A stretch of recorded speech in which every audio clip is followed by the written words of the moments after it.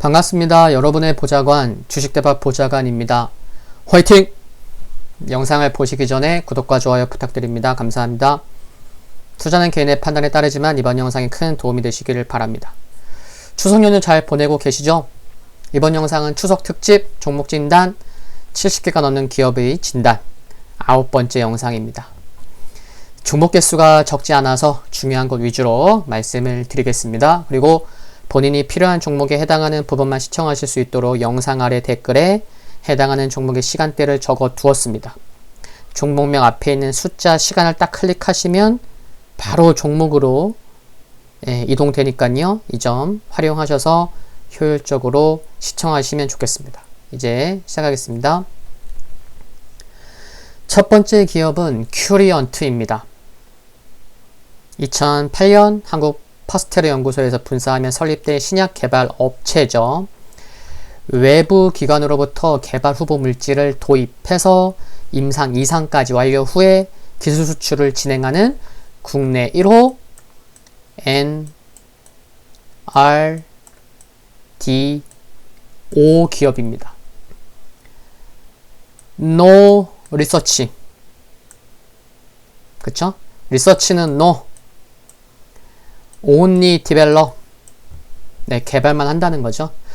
아토피성 피부염 치료제의 기술 수출, 그리고 다전해성 결핵 치료제 또한 임상 2회 이상을 완료한 상황이었고 기술 수출 협상을 진행 중이었기에 정작 지난 9월 24일 글로벌 제약사인 얀센과 다전해성 결핵 치료제 후보물질에 대한 이전 계약 체결 소식에 오히려 급락하는 일이 발생을 했었습니다. 9월 24일. 그리고 기술 이전 계약 체결이 아니고요. 물질 이전 계약이었기에 투자자들은 좀 실망스러웠을지도 모르겠습니다. 그러나 향후 실제 기술 이전 계약 체결 가능성과 향후 이번 치료제 물질 관련 코로나19 치료제 글로벌 임상 2상 진입 모멘텀 등을 고려하고 영상 초반 말씀드린 아토피 그리고 면역 항암제에 대한 기술 이전 모멘텀도 있기 때문에 향후 지속 관심은 필요하다고 생각을 합니다. 지금은 한 1년 정도의 흐름을 보고 계신데요. 한 3, 4년, 한 2017년도부터의 흐름을 봐볼게요. 2017년도부터의 흐름을 보시면 미리 이렇게 노란색 동그라미 표시해 두었지만 32,000원 전후가 중요한 가격인 것을 알 수 있어서 이번 조정이 추가 조정이 나온다고 해도 32,000원 전후에서 반등의 실마리를 다시 찾아간다면 좋은 흐름 기대할 수 있지 않을까 합니다. 조금 더 보자면 상승 중인 60일선을 종가상 지키는 것도 중요하다는 말씀을 드리면서 마무리하겠습니다. 화이팅입니다. 두 번째 기업은 포스코 ICT입니다. 최근에 거래량이 이처럼 붙으면서 큰 조정 없이 5일선 전후 등락을 주면서 쉽게 조정이 나오지 않고 있는데 물론 거래량 아래를 보시면 외국인과 기관은 오히려 주가 급등하니까 팔고 있어요. 근데 주가는 안 떨어지고 있고 좀 내용이 있어 보이죠? 보겠습니다. 포스코 ICT는 포스코그룹의 IT 시스템, 공장 내 설비 구축, 유지, 보수, 자동 제어 솔루션, 스마트 물류, 스마트 시티 구축 등으로 매출이 구성되어 있습니다. 정말 사업부가 많은 거죠. 최근에 1,070억 원 규모의 한진 대전 메가허브 자동화 설비 구축 프로젝트 대상 업체에 선정이 됐습니다. 대외 수주 금액으로는 창사 이래 최대 규모입니다. 의미가 있다는 거죠. 구체적으로 내용을 보자면 택배 자동 분류 시스템, 컨베이어 벨트 등 구축을 담당할 예정인 것을 보면 이번 프로젝트가 향후 물류 산업의 디지털 전환이 가속화되어 가는 환경이거든요. 최근이. 그러면 이거에 맞춰서 수주 확대에 유리하게 작용할 기대감까지도 생각해 볼 수 있는 것 같습니다. 또한 포스코가 물류법인 설립도 준비하고 있는데 역시 포스코 ICT가 ERP 운송관리 시스템 구축에 참여할 것으로 기대되는 점도 긍정적인 요인일 거고요. 내년에는 스마트 로지스틱스 수주금액이 매출로 인식되고 스마트 팩토리 전기 제어 설비 구축 사업이 본격 성장할 것으로 기대되는 만큼 또 스마트 팩토리 부문에서 우수한 기술력을 보유하고 있는 점이 지속 모멘텀으로 작용할 가능성이 큰 만큼 단기보다는 긴 호흡에서 관심을 가져야 할 것으로 생각을 합니다. 다만 월봉을 보시면요. 기술적으로 7,000원에서 8,000원, 요 1,000원 가격권에서는 쉬어갈 수 있을 것으로 생각되기 때문에 이 점은 비중 조절에 있어서 참고하시고 전략을 짜는 데 있어서 염두해야 될 것 같습니다. 화이팅입니다. 세 번째 기업은 두산솔루스입니다. 회사 좋은 것은 다 아실 거라 생각합니다. 글로벌 선두권 완성차 업체들의 요구 조건에 맞는 고품질 동박을 생산하는 기업이 세계에서 6개밖에 없다고 해요. 고품질 동박 생산 기업이 세계에서 6곳. 근데 이 가운데 국내 기업이 3곳인 거죠. 그 중에 하나가 두산솔루스예요. 두산솔루스는 스카이레이크 에코티 파트너스에 매각되었죠. 거래 종료일은 이제 10월 30일입니다. 현재 헝가리에 1만 톤 규모의 전지바 공장을 보유하고 있는데 2년 후, 그러니까 2022년 2만 5천 톤까지 늘리기 위해 연말 1만 5천 톤 증선을 시작할 것은 긍정적인 부분이라 생각합니다. 또한 최대주주 변경 이후에 사업 전략의 변경에 따라 전지박 증설 계획이 공격적으로 바뀐다면 중장기적인 관점에서 기업 가치 향상에도 긍정적이라 볼 수 있겠고, 그리고 두산솔루스를 인수하는 금액 중에 얼마요? 2,900억을 어디서 투자했죠? 롯데 정밀화학에서 투자함으로써 두산솔루스 지분을 약 20%를 확보하게 되는 건데, 먼 훗날 두산솔루스를 롯데정밀화학이 인수를 하게 되는 것인지 아니면 단순 지분 투자인지에 대해서는 정확히 알기 어렵지만 급성장하고 있는 전기차 배터리 산업에서 국내 5대 그룹 가운데 롯데만 좀 유일하게 제외되어서 위기감이 있었던 상황이고, 최근 롯데그룹이 배터리 소재 업체로 입지를 강화하기 위한 여러 행보를 보이는 과정 중에 두산솔루스 인수에 관심을 두는 거기 때문에 두산솔루스 입장에서도 나쁜 것은 아니라 생각이 됩니다. 현 시점에서 3분기 실적은 소폭 둔화될 것으로 전망되지만 4분기부터는 다시 정상화될 수 있을 것으로 전망이 되는 점 긍정적이고요. 매각 관련 종료일이 10월 말이기 때문에 10월 중순 이후부터는 최대주주 변경에 따른 기대감이 주가에 반영되어 갈 수도 있지 않을까 하는 생각 가질 수 있고요. 그런 전략도 생각해 볼 수 있는 거죠. 그리고 지금 제가 말씀드린 것도 이런저런 것도 감안하면 단기가 아닌 긴 호흡에서 보시되 비중 조절은 잘 하셔야겠죠. 그리고 좋은 모습이 나오기 위해서는 물량 소화 과정이 필요한 45,000원에 강하게 돌파 및 안착이 필요하다고 생각을 합니다. 화이팅입니다. 네 번째 기업은 RF텍입니다.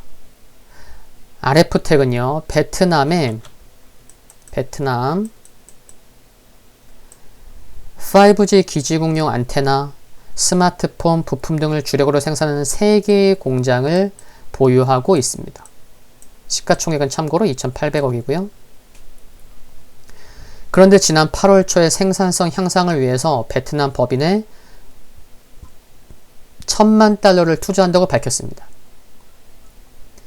하반기부터 본격 가동될 옌빈 공장의 경우 이번 투자와 더불어 원가 경쟁력을 갖추게 될 점은 긍정적으로 생각이 들고요.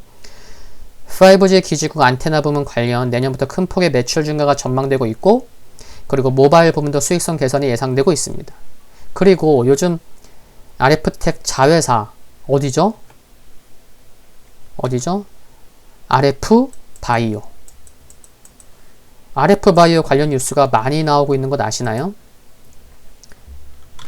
히알루론산 필러 영구 임상 결과에서 팔자주름 교정에 탁월했다는 결과가 나온 거, 또 벌꿀에서 보툴리눔군 균을 식별하는 데 성공해서 국가관리 번호를 부여받은 것 등이 그렇습니다.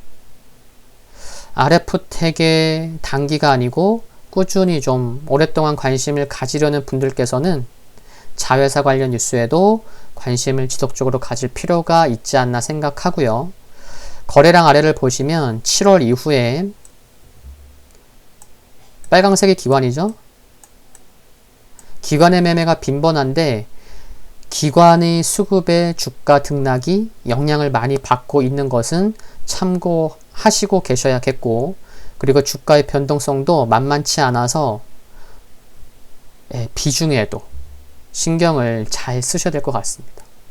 그리고 최근 저점은 강하게 지켜지는 것 중요하다 생각이 들고요. 일단 최근 9월 중순 이후에 하락으로 전환된 21선을 강하게 돌파하는 게 중요한 상황입니다. 화이팅입니다. 다섯 번째 기업은 레몬입니다. 레몬은 올해 2월 말에 상장됐죠. 네, 2월 28일 나노 멤브레인 제조 설비를 자체 개발해서 세계 최대의 생산 설비를 갖추고 있죠. 사업은 삼성전자 갤럭시 프리미엄 시리즈에 적용되는 전자파 간섭, 전자파 간섭 차체 부품 사업과 나노 멤브레인 사업으로 나뉘죠. 사업이 나노 멤브레인 사업의 경우 글로벌 아웃도어 브랜드 노스페이스를 소유하고 있는 미국의 VF그룹과 3년간 독점 공급 계약을 체결해서 기술력을 인정받은 것으로 유명하고요. 레몬은 아웃도어와 생리대 두 축으로 가고 있는데 향후에는 앞으로는 다양한 생활용품을 개발해서 제품군을 늘려서 2024년까지 매출액 5천억 원을 달성한다는 방침을 가지고 있는 것도 참고하시면 좋겠고요. 이런 가운데 상장 후 레몬의 주가 상승 모멘텀에 기여를 한 것은 많은 분들께서 알고 계시겠지만 레몬이 혈장 치료 관련된 이슈 때문에 주가 상승하고 그랬었거든요. 이유는 혈장 분리막 연구개발 실적을 보유하고 있기 때문인데, 그리고 마스크 관련 나노필터 대량 생산 장비 개발이 부각된 것도 영향이 있기도 했었죠. 상장 후에 주가 등락 상승에 영향을 준 것을 보면요. 그래서 큰 그림에서는 코로나19 이슈로 움직여 왔어요.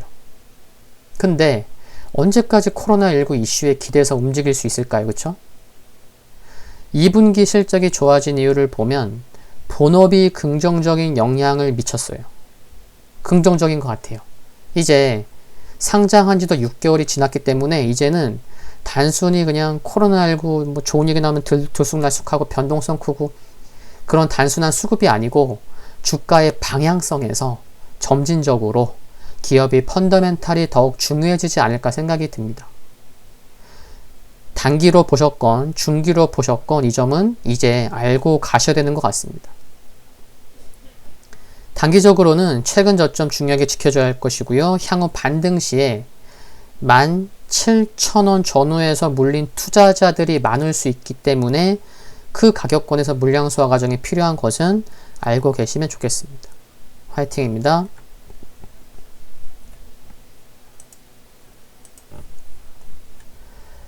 여섯 번째 기업은 KMW입니다. KMW의 실적 개선폭은 언제가 최고였죠? 작년에 최고였습니다. 그래서 그 전부터 쭉 올랐죠? 주봉 봐볼까요? 와, 이랬어요. 2019년. 어마어마했죠. 실적 개선폭이 작년에 최고였다. 근데 지금 시장에서는요, 내년 실적이 2019년 실적을 뛰어넘을 것으로 보고 있습니다. 내년에는 2019년과 달리 국내 투자 사이클 규모보다 큰 미국, 인도, 일본 등과 같은 글로벌 투자 사이클 호황이라는 것이 차별적인 부분이라는 거죠. 올해 12월 말에 예정된 3.7GHz 대역 주파수 경매 이후 본격적인 북미 시장에서의 턴어라운드가 예상되고 있는데, 삼성전자를 통해 부품 및 시스템 장비를 납품하는 수혜가 기대되는 점이 긍정적으로 생각이 됩니다. 5G 관련돼서 내년부터 크게 좋아진다는 것은 대부분의 투자자들이 알고 있기 때문에 이런 부분이 어쩌면 투자를 하는 데 있어서 걸림돌로 작용하는 것이 아닌가 하는 생각도 들긴 합니다만, 대부분의 투자자들의 눈에 보이는 것이라고 해서 그 모멘텀을 평가절하할 필요는 없다고 생각합니다. 5G 관련주가 매우 많은데 KMW가 상대적으로 상승률이 크지 않은 점이 좀 아쉬울 수도 있으시겠지만, 시가총액 대장주로서의 입지는 분명 있다고 생각을 합니다. 기술적인 흐름을 봐도 하반기가 시작되는 7월부터 보시면 주가가 조정이 나오더라도 조정 시에 지속, 추세에 있어서 중요한 상승 중인 하늘색 60일선은 잘 지켜지고 있는 점도 긍정적으로 보이고요. 수익 중이시건 손실 중이시건 비중만 너무 크지 않게, 그리고 조금 긴 호흡으로 보시면 큰 무리는 없으실 것 같다는 말씀을 드리고 싶습니다. 화이팅입니다.